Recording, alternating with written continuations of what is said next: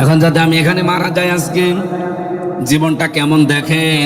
এই মুহূর্তে যদি খবর দেন ম্যাডামের কাছে যে হুজুর মারা গেছে, ম্যাডাম তো পাগল হয়ে যাবে কাঁদতে কাঁদতে, হয়তো 2-3 দিন খাওয়া দাওয়া বন্ধ করে দেবে। 7 দিন একাধারে দেখবেন সে পাগলের মতো 10 দিনের ভেতরে স্বাভাবিক হয়ে গেছে। অথচ কবরে লাঠি ফেরেশতারা আমারে দিচ্ছে। কথা বলছে না কেন? সংসদের চারিদিকে তাকায় আর ভাবি, আল্লাহ, সারা বাংলাদেশে তো এই জায়গায় এই মানুষগুলো এক একটা হাজার হাজার কোটি কোটি টাকার মালিক। একটা জায়গা দেখলাম মাত্র, খুব বেশি হলো 1 বিঘতের একটু বেশি হবে। একজন এমকে বললাম যে ভাই, এটা আপনার অফিসের, ডেকোরেশন করতে পারেন না? আমারে বলছে মাওলানা, এই 1 বিঘতের এতটুকু জায়গা ডেকোরেশন করতে টাকা খরচ হবে 3 কোটি। আমাদের কানে যে মাইক দেয় দেখেছেন, ওটা খুব বেশি হলেও 390 টাকা দাম। অথচ ওইটা কিনেছে শুনলাম এক একটা 14,500 টাকা দিয়ে। মানে 390-400 টাকায় নাই হলো, সেটা যদি 14,500 টাকা দিয়ে কিনে তাহলে 14,100 টাকায় লাভ। এরকম 1-2টা মাইক না, ওখানে মাইক আছে 300 জনের 300টা, আরো 50টা মহিলাদের, তার মানে 350। আপনি বলেন এটা গেলে মাইকে গেল। পর্দা কেনার কথা, দরজার জ্বালানার মনে করেন 700 টাকা দিয়ে, সেটা এক একটা পর্দায় লাগাচ্ছে 17,500। কি যে হরিলোট চলতো এতদিন। এই কাজগুলো যারাই করেছে তারাই তো হাজার হাজার কোটি টাকার মালিক। এইভাবে জনগণের মাথার উপরের এই টাকা দিয়ে, তাছাড়া বৈধভাবে একটা মানুষ 5,000 কোটি টাকার মালিক হয় কি করে আপনি বলেন? ওর কি আমার চাইতে 50টা হাত, ওর কি মাথা আরো 50টা? কি করেছে যে এত টাকার মালিক হয়ে গেল?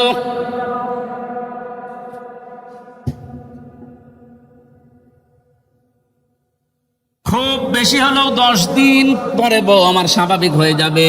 অথচ কি কান্না করতো ওই 7-8 দিন। ঠিক দেখবেন 4 মাস 10 দিন পরে আমার শ্বশুর বলবে, আমার আব্বাকে যে বিয়ায় হামজা তো মরেই গেছে, মেয়ে আর কতদিন রাখা যায়? ঠিক ম্যাডামকে নিয়ে অন্য জায়গায় বিয়ে দিয়ে দেবে। যাবে না? স্বাভাবিক। সর্বোচ্চ 5 দিন সংসার করার পরে শ্বশুর যদি জিজ্ঞাসা করে, তামান্না এ জামাইটা কেমন, বলবে হামজা কি মানুষ ছিল? এ যা পেয়েছি আল্লাহর ওলি, অথচ ওর জন্য আমি কি করিনি। যা করেছি সব তো ওদের জন্য। মাত্র 5 দিনের সংসারে আমার সব ভুলে আমার নামে বদনাম বের করবে। আল্লাহর কসম সাতক্ষীরাবাসী, এটা শুধু আমার জন্য না, সবার জন্য। এটার নাম দুনিয়া। এই জন্য সবাইকে উদ্দেশ্য করে বলছি, কি করবেন এগুলো করে। এগুলো 17.5 বছরে অনেকেই করেছে, এখন নিজের সম্পদ নিজে খেতে পারে না। আজ মাহবুবুল আলম হানিফের বাড়ির দিকে তাকান, কি বাড়ি বানিয়েছিল, বোল্ডোজার দিয়েও ভাঙতে পারে না। কষ্ট করে ভেঙে এখন একেবারে সমান করে দিয়েছে। এই জন্য যাদের এখনো শুভবুদ্ধির উদয় হচ্ছে না, জোর করে কিছু করতে চান, আপনি মনে রাখবেন বারবার জোর করে সব কাজ আদায় করা যায় না। ভয় ভীতি দেখিয়ে আমাকে কম দেখায়নি, বহু ভয় ভীতি জীবনে দেখিয়েছে। কি হয়েছে? আপনাকে আমি আবার বলছি ভাই, সাবধান। 70% মানুষ বাংলাদেশে যেটা চাই, আপনি যদি এখন এ নিয়ে বেনিয়ে সংবিধানের দোহাই দিয়ে বিভিন্ন রকমের আর্টিকেল নিয়ে এসে বলেন না, আপনি টিকতে পারবেন না, জীবনেও পারবেন না। খুব বেশি হলো না 6 মাস 1 বছর। এরপরে দেখবেন মানুষ যদি একবার ফুঁসে উঠে, হেলিকপ্টারও পাবেন না। এই জন্য আমরা আশা করবো কেউ যেন আবার বিপদে পড়ে না যায়। আপনাদের ভালোবাসি তো, আপনাদের সাথেই তো আমি ছেলেছিলাম, এই জন্যই আপনাদেরকে সতর্ক করছি। আমি দেখতে পাচ্ছি এরকম কিছু সামনে হওয়ার সম্ভাবনা আছে। এই জন্য আপনারাও যেন বিপদে না পড়েন, আমাদেরকে অন্তত আর বিপদে ফেলেন না।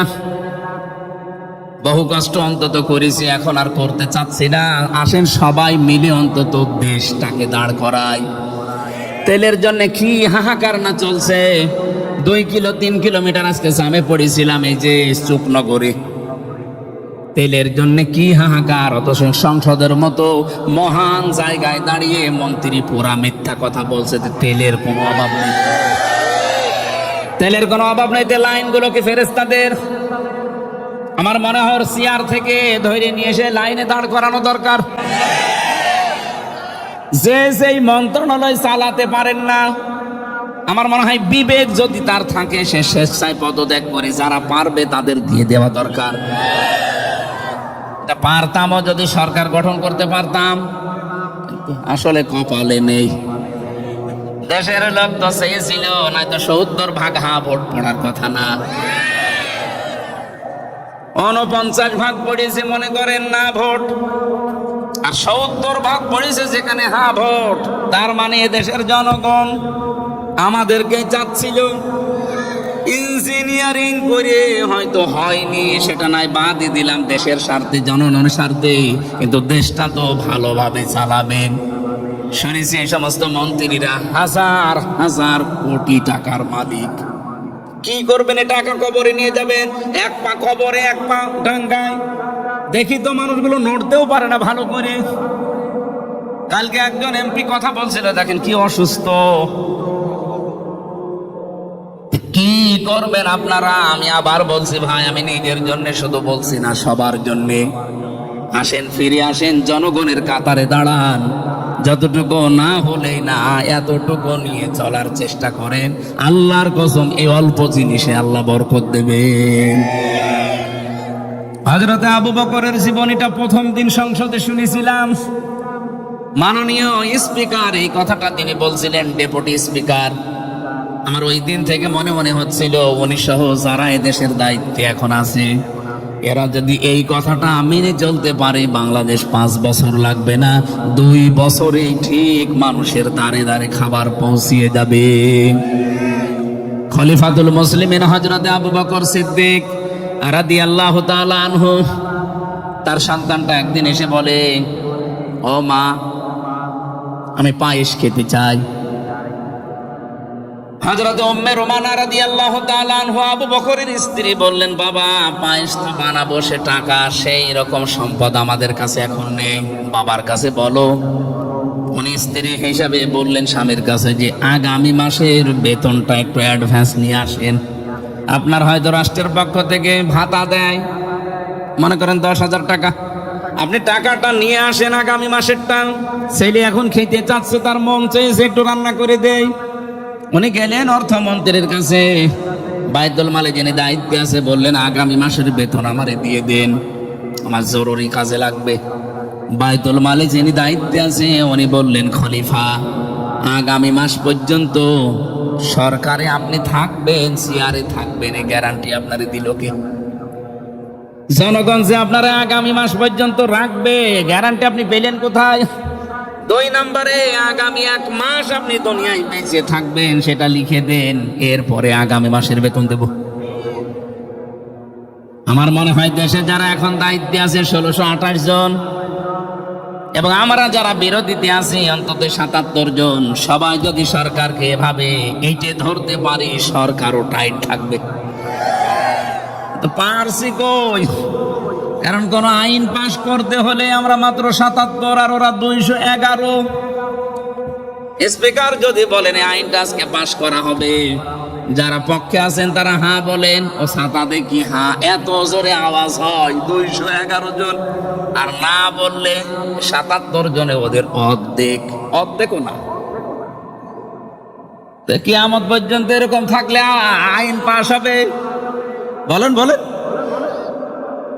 আমরা চাচ্ছি আগামীতে যদি সত্যি আমরা হায়ের পক্ষে 151 জনকে নিয়ে যেতে পারি, আল্লাহর কসম দেশে কোরআনের নিয়ম নীতিগুলো একটা একটা করে চালু হলে আমাদের অভাব থাকবে না। নামাজের জন্য ওয়াজের মাহফিল করা লাগবে না, কারণ কোরআনে কারিমে আল্লাহ জানিয়েছেন, আল্লাযীনা ইম্মাক্কান্নাহুম ফিল আরদি আকামুস সালাত, আমি যদি ঈমানদারকে ক্ষমতা দেই তারা নামাজ কায়েম করবে। যদিও কালকে আমার ফলোয়ার আছে, আমি আশা করছি কাল 7 মিনিট সময় পাবো। কাল এই 15-20 সেকেন্ডের জন্য এটা তুলে ধরবো যে মাননীয় স্পিকার, যদিও নোটিশ দেওয়া লাগে, ওটা আবার পাশ করতে হয়, তারপরও কালকে সংসদে তুলবো ইনশাআল্লাহ, যে আমাদের দেশে 92% মুসলমান আমরা রাষ্ট্রীয়ভাবে নামাজ কায়েম চাই। উনি হয়তো বলবে যারা এই পক্ষে আছেন হ্যাঁ বলেন, হ্যাঁ তো ওই তো 77 জন নাই হাত তুলবে, বাকি 213 জন না। ভেতরে ভেতরে আমি কাজ করেছি, এই 211 জনের ভেতরেও কিছু কিছু মানুষ বলেছে হুজুর তোলেন, আমরাও আছি। তো এরা যদি, আমার মনে হয় যতগুলো মানুষের সাথে যোগাযোগ করলাম, এ সবাই যদি কালকে কথাটা ঠিক রাখতে পারে, এটা হয়তো আগামীতে পাশ হবে। নোটিশ দিতে বলবে, দেব নোটিশ দেওয়ার পরে যেই দিন বলবে আজকে হাত তোলেন যারা হ্যাঁ আছেন, আমি আশা করছি যেহেতু মুসলমান আমরা, খালি 2 জন হিন্দু আছে, গয়েশ্বর বাবু আর নিতাই চন্দ্র রায়, এই 2 জন বাদে সব আমরা অন্তত মুসলমান, নারী হোক আর পুরুষ হোক সব আমরা মুসলমান। 151 জন, বেশি লাগবে না, 151 জন যদি কালকে বলতে পারে মাননীয় স্পিকার আমরা হায়ের পক্ষে আছি, বাংলাদেশে আর নামাজের ওয়াজ করা লাগবে না, নামাজ আপনি পড়বেন, আপনার বাপ পড়বে। এটা আপনারা চান না কালকে? আপনারা কারা চান দেখি আগে হ্যাঁ বলেন তো, লিল্লাহে তাকবীর।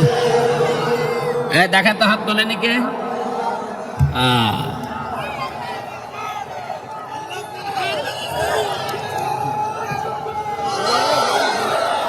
যাক, সাতক্ষীরায় নামাজ পাশ হয়ে গেল।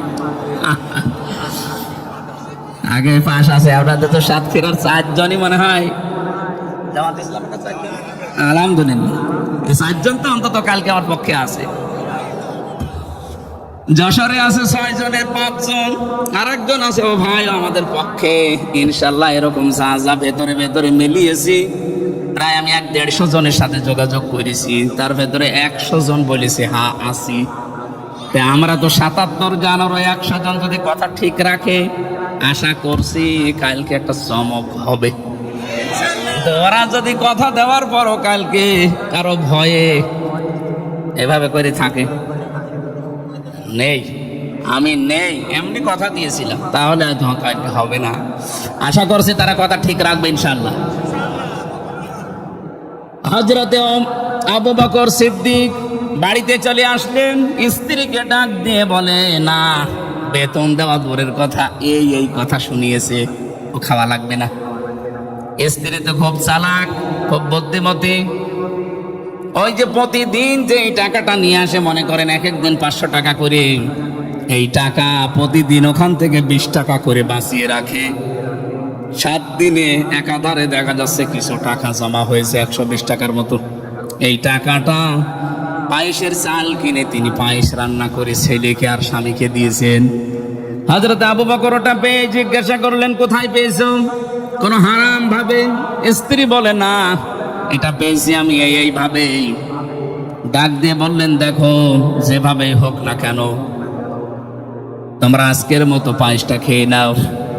চলে গেলেন বাইতুল মালে, অর্থমন্ত্রীকে ডাক দিয়ে বললেন দেখেন, আমারে 10,000 টাকা করে মাসে মাসে বেতন দেয় সরকার, আমি দেশের দায়িত্বে আছি, এ কারণে ভাতা হিসাবে আমি হিসাব করে দেখলাম অন্তত 120 টাকা কম হলেও আমার সংসার চলে। আগামী মাস থেকে 9,880 টাকা আমারে দিয়ে আমার সংসার চলবে। এ বাংলাদেশ ভালো করার জন্য আমি দেখতে পাচ্ছি কিচ্ছু দরকার না, এ দেশটা দাঁড় হয়ে যাবে। শুধুমাত্র এই 350 জন মানুষ আর সরকারি 1628 জন দায়িত্বে আছে। এই মানুষগুলো যদি আবু বকরের মতো মন তৈরি করতে এবার পারে, 5 বছরে বাংলাদেশ মালয়েশিয়ার মতো হয়ে যাবে। কিসের তেলের জন্য হাহাকার করা লাগবে? হ্যাঁ, আন্তর্জাতিক ভাবে যেটা চলছে যুদ্ধ বিগ্রহ আমরা জানি, এইটার জন্য তেলের ক্রাইসিস না। তাহলে হঠাৎ করে একদিনে 20 টাকা বেড়ে যেত না, তার মানে এখানে কোনো সিন্ডিকেট আছে, এখানে কোনো দুর্নীতি হচ্ছে। আজকের আমার তেলাওয়াত কি আয়াতের ভেতরে যেটা আছে, আমি এই সম্পর্কে কিছু কথা বলতে চাই। এদিকে তাকান, আল্লাহ রাব্বুল আলামিনের ওই কথা স্মরণ করিয়ে আমি আরম্ভ করছি। আমরা যে কেউ যদি পাগলামি না করি, ধোকায় না পড়ি, প্রতারণায় না পড়ি, কিচ্ছু হবে না দুনিয়া দিয়ে। আজ হোক কাল হোক, 2 দিন আগে পরে যাওয়াই লাগবে মাটির নিচে। এই জন্য অনুসরণ যদি আমরা করতে চাই, কোরআনকে আংশিক না পূর্ণাঙ্গ, রাসূলুল্লাহকে আংশিক না পূর্ণাঙ্গ, পূর্ণাঙ্গ অনুসরণের মাধ্যমে আল্লাহ পাক নিজে আমাদেরকে ভালোবাসবেন, তার আমাদের জীবনের অপরাধগুলো মাফ করে দেবেন, কারণ আল্লাহ গফুর রহিম। বলেন সুবহানাল্লাহ। সূরা তাহা 74-75 নাম্বার আয়াত পড়েছি। আমি আগেই বলেছি 2টা সংক্রান্ত আছে, একটা জান্নাত আর একটা জাহান্নাম। ইন্নাহু মাইয়াতি রাব্বাহু মুজরিমান ফা ইন্না লাহু জাহান্নাম। রব্বুল আলামিন বলেন, অবশ্যই তোমাদের ভেতরে যে কেউ অপরাধী হয়ে, গুনাহগার হয়ে, মুজরিম হয়ে, পাপিষ্ঠ হয়ে, এই লোকটা যদি আমি আল্লাহর কাছে ধরা দেয় আসে, আমি আল্লাহ প্রথমেই তাকে জাহান্নামে দেব। লা ইয়ামুতু ফিহা ওয়ালা ইয়াহইয়া, লোকটা জাহান্নামে বাঁচবেও না, মরবেও না। প্রশ্ন আসতে পারে, জাহান্নামে দেবে মানে সে তো কিয়ামতের পরে কবরে থাকবো, কতদিন পরে জাহান্নামে দেবে কি করে? আল্লাহর নবী বলেন, আল কবরু রাউদাতুম মিন রিয়াজিল জান্নাহ ওয়া হুফরাতুম মিন হুফারিন নার। এই পৃথিবী থেকে বিদায় নেওয়ার পরে কবরটা কারো জন্য জান্নাতের বাগান হয়ে যাবে, আর কারো জন্য হয়ে যাবে এটা জাহান্নামের গর্ত। তার মানে আপনি জান্নাতি না জাহান্নামী, সেই কিয়ামতের পরে ওটা লাগবে না, কবর থেকে শুরু হয়ে যাবে। সময় তো আমাদের হাতে একেবারেই কম, কখন কার মরণ চলে আসে কেউ জানি না। এই জন্য জাহান্নাম আমার কবর থেকে যেন আরম্ভ হয়ে না যায়। প্রত্যেক ব্যক্তিকে আজকে থেকে সতর্ক হওয়া লাগবে, এমন কাজ করে আমি মালিকের কাছে যেতে চাই, আমি যেন মুজরিম হয়ে, পাপিষ্ঠ হয়ে না যাই। নিজের দিকে খেয়াল করে জীবন চালালেই আমরা পরিবর্তন হয়ে যেতে পারবো ইনশাআল্লাহ। আমাইয়াতিহি মুমিনান ক্বাদ আমিলাস সলিহাতি ফাউলাইকা লাহুমুদ দারাজাতুল উলা। কোন মানুষ যদি অপরাধী, কোন মানুষ যদি নেককার হয়ে, ইমানদার হয়ে আল্লাহর কাছে যেতে পারে, এই লোকটার জীবনে যদি ভালো ভালো কাজের আঞ্জাম দেওয়া থাকে, এই যে আজকে যেমন কোরআনের অনুষ্ঠান সাজিয়েছেন, একটা ভালো কাজ। কোন মানুষ এলাকায় বিপদে পড়েছে, সেখানে ছুটে গেলেন, তার সর্বাত্মক ভাবে যতটুকু পারেন সাহায্য করলেন, এটা ভালো কাজ। এরকম যত ভালো কাজ আছে, যার জীবনে পার্সেন্টেজ যত বেশি থাকবে, ফাউলাইকা লাহুমুদ দারাজাতুল উলা, এই মানুষগুলোই উচ্চ মর্যাদার অধিকারী। বলেন সুবহানাল্লাহ। আল্লাহ এখানে ফাউলাইকা দিয়েছেন, মনে হচ্ছে তার কুদরতি আঙ্গুল এইভাবে দেখাচ্ছেন, ফাউলাইকা সাতক্ষীরা। আর এই নারী পুরুষগুলো যারা ঈমান আনার পর ভালো ভালো কাজের আঞ্জাম দিয়ে তার মাবুদের কাছে যেতে পারবেন, এই মানুষগুলো উলাইকা লাহুমুদ দারাজাতুল উলা, এদের জন্য আল্লাহ পাক সুউচ্চ মর্যাদা রেখে দিয়েছেন। এখন এই মর্যাদাটা কি? এখানে যেহেতু দারাজাতুন বহু বচন আছে, এই মর্যাদাটা কি? আমি তাফসিরের ভেতরে প্রায় 29টা পয়েন্ট পেয়েছি এই দারাজাত এই শব্দের। রব্বুল আলামিন এই পৃথিবী থেকে একেবারে জান্নাত দেওয়া পর্যন্ত কোন মানুষকে যদি মর্যাদা দিতে চান, 1 নম্বরে তার মর্যাদা হচ্ছে সৃষ্টি জগতের ভেতরে তার প্রতি একটা মহাব্বত তৈরি হয়ে যায়। এই মহাব্বত, এই ভালোবাসা ভয়ে না, এই মহাব্বত ভালোবাসা তৈরি হবে তাকে ভালোবেসে। এই তথ্যটা আছে সূরা মারিয়ামের 96 নম্বর আয়াতে, ইন্নাল্লাযীনা আমানু ওয়া আমিলুস সালিহাতি সায়াজআলু লাহুমুর রহমানু বুদ্দা। নিশ্চয় যারা ঈমান আনে, ঈমানের দাবি অনুযায়ী চলে, ভালো ভালো কাজে আঞ্জাম দেয়, আমি আল্লাহ সৃষ্টি জগতের ভেতরে অতি শীঘ্রই তার প্রতি বুদ্দা, মহাব্বত, ভালোবাসা পয়দা করে দেব। একটা উদাহরণ দিলে বুঝবেন আপনি। আপনি রাগ করলেও আমি বলবো, বাংলাদেশে মাওলানা দেলাওয়ার হোসেন সাঈদী রহমতুল্লাহ আলাইহি, এই লোকটার আদর্শের সাথে আমাদের অনেকের আদর্শের মিল নেই, কিন্তু দল মত নির্বিশেষে তাকান, এই দেশে সবাই কিন্তু তাকে আমার মনে হয় সামনে না হোক পেছনে ভালোবাসতো। কথা বলেন না কেন? হ্যাঁ, অনেককেই আমরা দেখি ভালোবাসে, ভয় করে, কিন্তু এটা ভয় এমনিতেই না, ঘৃণার সহিত।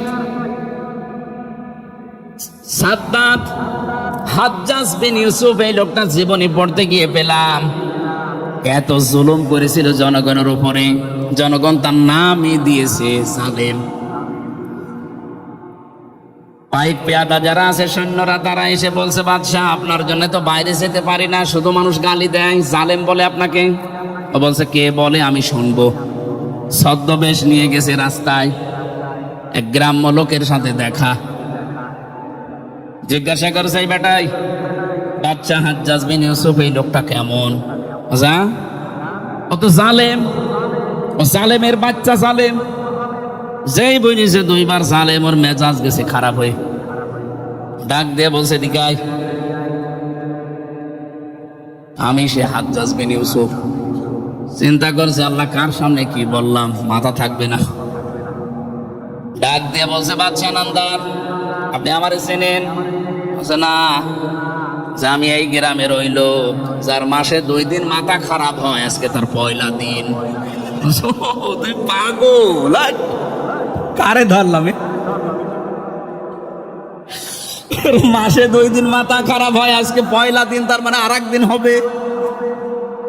ছেড়ে দিয়েছে। বাইরে এসে বলছে, আল্লাহ পাগল বলে বেঁচে গেলাম। তা সেটা যদি সত্যিও জানতো যে না আমার মাথা ঠিক আছে, আমার মাথা আজকে থাকতো। কথা বলেন, আপনাকে ভালোবাসে, সামনাসামনি সম্মান দেয়, আমিও দেখি, কিন্তু এটা আসলে ভালোবাসার সম্মান না, ভয়ে না, এটা ঘৃণার সম্মান। পেছনে যে একটু খোঁজ খবর নিয়ে দেখেন তো, আজ যারা সামনে সেলুট দেয়, পেছনে যে বলে আল্লাহ মরে না কেন, এরকম কথা আমি অনেককে বলতে শুনছি, অনেকের বিরুদ্ধে। আপনার দারাজাত হচ্ছে না। দারাজাত তো ওইটা যদি আপনার সত্যি ঈমান থাকে, ওয়ামাইয়াতিহি মুমিনান, যে লোকটা আসবে মুমিন হয়ে, কদ আমিলা সলিহাত, অবশ্যই তার জীবনে ভালো ভালো কাজ আঞ্জাম দেওয়া লাগবে। আল্লাহ বলেন, এই মানুষগুলোর জন্য সুউচ্চ মর্যাদা একটার পরে একটা রেডি করব। সুতরাং দুনিয়ার জীবনে আপনাকে সৃষ্টি জগৎ যেমন ভালোবাসবে, 2 নম্বরে মরণের পরে আমার আল্লাহ আপনার ইমানের যে স্বাদ, ইমানের যে স্বাদ, এটা দুনিয়ার জীবনে আল্লাহ আপনাকে দান করবে। দুনিয়ায় ইমানের স্বাদ একটা আলাদা জিনিস। নবীজি বলেন, মান যাকা তা'আমাল ঈমান মানে রাদিয়া বিল্লাহি রাব্বা ওয়া বিইসলামি দীনা ওয়া বিমুহাম্মাদির রাসূলিল্লাহ সাল্লাল্লাহু আলাইহি ওয়াসাল্লাম নাবিয়্যা ওয়া রাসূলা।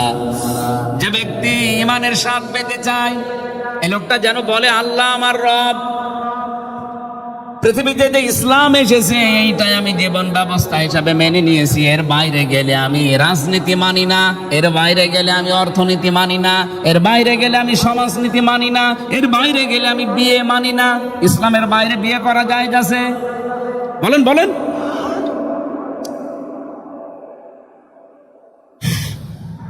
সব মিলে তার মানে আমি সিদ্ধান্ত নিয়েছি, ইসলামের বাইরে গেলে আমি কিচ্ছু মানি না। এমনকি ইসলামের বাইরে যদি আমার নেতা যায়, ওই নেতাকেও মানি না। ইসলামের বাইরে আমার মা বাবা গেলেও মা বাবাকেও মানি না। হ্যাঁ, তাদের হক আমি আদায় করি, কিন্তু তাদের আনুগত্য আমি জীবনও করব না, কারণ আমার মা বাবার জন্য আমার আখিরাত আমি নষ্ট করতে পারি। 3 নম্বরে, এই পৃথিবীতে আদর্শ হিসাবে আমি রাসূল ছাড়া কাউকে মানি না। নবীজি বলেন, এই লোকটা ঈমানের স্বাদ পেয়েছে। এখন আপনি পেয়েছেন কিনা দেখেন। আপনার এই যে দারাজাত, মর্যাদা, এটা আপনাকে পাওয়া লাগবে দুনিয়াতেই। 3 নাম্বারটা বলবো এবার, নাকি রাত হয়ে গেল? আপনারা থাকবেন তো ইনশাআল্লাহ? এই মাহফিলটা কয়েকদিনের ব্যবধানে দেওয়া, এরা খুব বেশি প্রস্তুতি নিতে পারেনি। আর ওই যে একটা মানে ধম্র জালের ভেতরে ছিল, আসবো কি আসবো না, এরকম একটা ঝামেলায় ছিল। এই জন্য আপনারা যা নিয়ে এসেছেন, আমি মনে করলাম দিয়েছেন আপনারা। এরপরও কমিটির ওই যে সভাপতি বলছে আমাদের আরেকটু কিছু দিতে বলেন। যারা রুমাল নিয়ে যাচ্ছে 2-3 মিনিট থাকবে, 2-3 মিনিটের ভেতর ওটা শেষ করে দিন। আমরা বলছি কই আপনাদের লোকজন নেই? সাইডে লোক আছে বলে ওরা একটু ঢুকে যাক।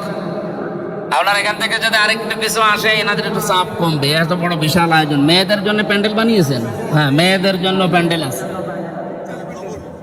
মেয়েদেরকে আরো ডবল জায়গা দিয়েছে। জান, এটা মনে হয় মহিলা প্যান্ডেল না? কয় লোকজন কয়? যা তাড়াতাড়ি যান, এক লাইন দিয়ে চলে যান। সুবহানাল্লাহ আলহামদুলিল্লাহ লা ইলাহা ইল্লাল্লাহ সুবহানাল্লাহ আলহামদুলিল্লাহ লা ইলাহা ইল্লাল্লাহ। এই কি আশ্চর্য! সামর্থ্য থাকলে আপনি দেন, না থাকলে বসে থাকেন, ওঠাউঠি করবেন না ভাই। লা ইলাহা ইল্লাল্লাহু মুহাম্মাদুর রাসূলুল্লাহ। আল্লাহুম্মা সাল্লি আলা